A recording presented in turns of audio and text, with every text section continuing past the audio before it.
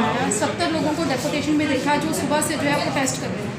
एक ये चीज़ है, और दूसरा व्यापार मंडल, शेयर होल्डर्स और डिपॉजिटर वो भी धरने पे बैठने लगे हैं। इस सारी सिचुएशन को हैंडल कैसे करोगे, क्या नतीजा निकला? देखो जी, ये जो बैंक है, मैं सबसे पहले यही बताऊंगा कि जिस तरीके से ये बैंक चला उसकी मैंने विधानसभा में भी क्वेश्चन उठाया था।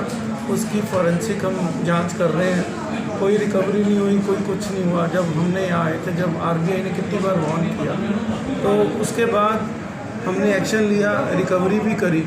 आरबीआई की 3 कंडीशंस हैं जी। सबसे पहले जो मैन पावर रखी गई, मैं उस डिटेल में नहीं जाना चाहता, क्योंकि अगर आप लीगली देखा जाए तो ये पंजाब सरकार की जिम्मेवारी भी नहीं है, क्योंकि ये जिस तरीके से बैंक चला है और जिन्होंने भी लोग जिस तरीके से इस बैंक में रखे हैं, उन्होंने बहुत गलत काम किया है। और मेरे टाइम तो हुआ नहीं, ना हमारे टाइम हुआ, ये पहले हुआ है। और आज अगर हम रिस्पॉन्सिबिलिटी लीगली हमारी नहीं है, मगर यस, सीएम साहब पंजाब के सीएम हैं, हमारे मंत्री हैं रंधावा साहब, तो मैंने नैतिक जिम्मेदारी जाखड़ साहब ने मिलकर ली थी कि हमने इस बैंक को किसी हालत में बचाना। पहली बात, अब बैंक कैसे बचेगा, क्योंकि ये बैंक का सलूशन और कुछ नहीं है, एक ही सलूशन है, मर्जर। कि इस बैंक को हम बड़े बैंक के साथ मर्ज कर दें, और मर्ज करने के बाद क्या होगा कि ये प्रॉफिटेबल में आ जाएगा और बड़े बैंक की गाइडलाइंस में आ जाएगा, लोगों को पैसे भी मिलने शुरू हो जाएंगे। आप देखो 5,000 से शुरू हुआ था, फिर 10,000 हुआ, हम काफ़ी रिकवरी भी इसमें कर सके। अब ये बैंक बचेगा कैसे? सिर्फ मर्जर से। अब मर्जर का अप्रूवल कौन देगा? Reserve bank of India. अब रिजर्व बैंक ऑफ इंडिया ने एक फाइंडिंग अपनी बताई थी कि किसी ने ये फ्रॉड किया, वो किया। ये फाइनेंशियल फ्रॉड है।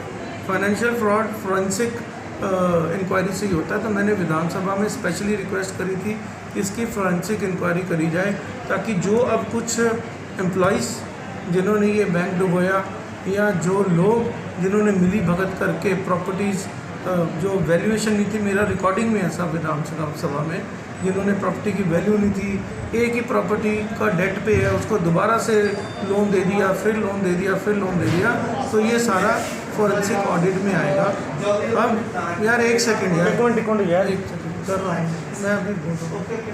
हेलो, तो फिर ये जो फॉरेंसिक ऑडिट है, ये फॉरेंसिक ऑडिट इसका होएगा, उसमें तो वो फ्रॉड निकलेगा। सर मर्जर पॉसिबल है? सुन लो, अब आगे बात फॉरेंसिक ऑडिट की। अब मर्जर का आरबीआई की 3 कंडीशंस हैं मेन। पहली कंडीशन है मैन पावर। इस बैंक को देखते हुए आरबीआई ने मैन पावर की कंडीशन लगा दी है कि आपके 170 एम्प्लॉइज़ हैं, आप 70 से ज़्यादा नहीं कर सकते। इसमें पैसे की बात नहीं है। पैसे की बात क्यों नहीं है? क्योंकि जब बैंक नहीं चलता तो सैलरीज अपने आप कटनी शुरू हो जाती हैं। नंबर की बात है, हमने पहले 25 डेपुटेशन पे भेजे थे, फिर हमने 70 और भेजने पड़े।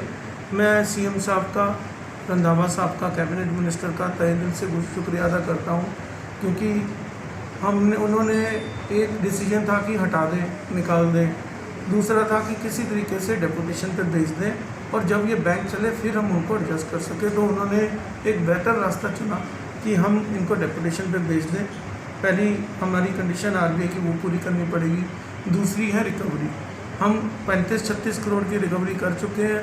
मेजर कुछ लोगों के पास रिकवरी पड़ी है, उनके ऊपर आप एक चीज़ नोट करना, एक बेसिक प्रोसीजर होता है प्रॉपर्टी को ऑक्शन करने का। जब मैं बैंक में गया था, काफ़ी लोग बोले थे कि बैंक में चला गया, ये हो गया, वो हो गया।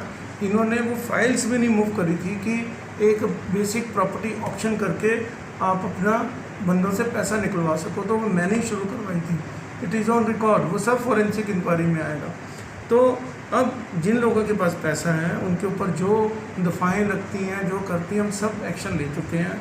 एक अटैम्प्ट हम फाइनल कैबिनेट मिनिस्टर से, मेरी रंधावा साहब से बात हुई थी, वो इसके ऊपर एक्शन ले रहे हैं, कोशिश कर रहे हैं। हम डीजीपी साहब के लेवल पे कर रहे हैं। अब जैसे भी करके उनसे हम पैसा लेंगे, क्योंकि दूसरा है कि बैंक को इतना पॉजिटिव आने में कम से कम 30 करोड़ की रिकवरी और हमें करनी पड़ेगी। अब वो हम करेंगे, नहीं होगा तो मैं सीएम साहब को रिक्वेस्ट करूँगा कि किसी तरीके से पैसा आप दे दो ताकि ये बैंक बच जाए। तो पहली मैन पावर, दूसरी रिकवरी, ये चीज़ें होती हैं। फिर हम आरबीआई के पास जाएंगे। तीसरी होएगी फिर हमारी प्रपोजल वो एक्सेप्ट करें। पहले तो रिकवरी करेंगे, रिकवरी नहीं, बैंक तो डूबने नहीं देना। तीसरा फिर हम रिक्वेस्ट करेंगे कि हमसे पैसा ले लो, वो और आरबीआई तीनों कंडीशन जब सेटिस्फाई होंगी देखेंगी तो फिर जाकर हमें मर्जर का अप्रूवल देगी।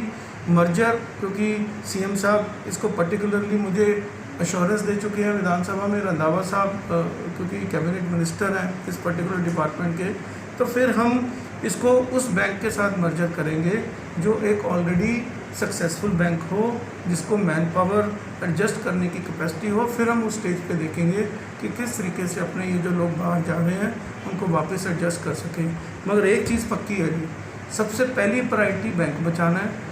बैंक बचेगा तो ये 170 जॉब्स भी बचेंगी और सब लोग बचेंगे। तो जो पहली प्रायोरिटी बैंक बचाना, और मैं एम्प्लॉयज़ का भी थैंक्स करता हूँ, इनकी भी पहली प्रायोरिटी बैंक बचाना। आपके सामने भी बोल के गए हैं कि हमें ट्रांसफ़र से कोई प्रॉब्लम नहीं है, कुछ इश्यूज़ हैं वो हम डिस्कस कर लेंगे। तो हम बैंक को इसको जैसे भी होगा एफर्ट हम बचाकर इसको बचाएंगे। पहले भी बैंक में राजनीति जो है वो चली थी और अभी भी कुछ एम्प्लॉयज़ हैं जिन्होंने थोड़ी देर पहले प्रोटेस्ट किया और उन्होंने सारा दारोमदार जो है वो पंजाब सरकार पे थोप दिया। देखो, क्या इसमें भी राजनीति है बैंक एम्प्लॉयज़ की कहीं ना कहीं? लोग बड़े सियाने हैं जी, ये किसने बैंक चलाया, किन लोगों ने आया, किसकी सरकार में आया, क्योंकि मैं बोलता नहीं, मेरी आदत नहीं है। मेरा काम करके जो चीज़ उलझ जाए मैं बोलकर इन लोगों की जो रोज़ी रोटी थोड़ा ना खानी है। तो सबको पता कि सरकार में बैंक हुआ, किसने लिए, पैसे लेकर कई एम्प्लॉयज़ रखे गए, सब डिस्कशंस में आता है। उस चीज़ में मैं नहीं पढ़ना चाहता। मेरा ये बैंक शहर का किस तरीके से बच जाए, हज़ारों लोगों के हमारे पैसे गरीब लोगों के उसमें फंसे हैं, वो हम किसी तरीके से बचा लें। बाकी हम लॉ अबाइडिंग सिटीजन्स हैं। फॉरेंसिक इंक्वायरी होएगी। फॉरेंसिक इंक्वायरी चार्टर्ड अकाउंटेंट्स करते हैं, इट्स अ फाइनेंशियल फ्रॉड। उसमें जिसने भी घपला किया हुआ है उस इंक्वायरी के बाद सर ऑलरेडी पहले देखा जा चुका है कि केस हो चुका है, रजिस्टर्ड हो चुके हैं। देखो अभी तो अभी केस हुआ है कि इन्होंने लिख दिया, उन्होंने लिख दिया, जो मोटा मोटा आया। फॉरेंसिक इंक्वायरी में डिटेल्ड आ जाएगी कि कौन सी प्रॉपर्टी पे बार बार दिया, क्यों दिया, किसने दिया, उस प्रॉपर्टी की वैल्यू थी नहीं थी, सब उसमें आ जाएगा। वो तो कोर्ट में भी चैलेंजेबल नहीं है। अदरवाइज ये चीज़ें तो आपको देखा यहाँ कुछ करते हैं, कोर्ट में जाकर लीफ ले लेते हैं, उस इंक्वायरी के बाद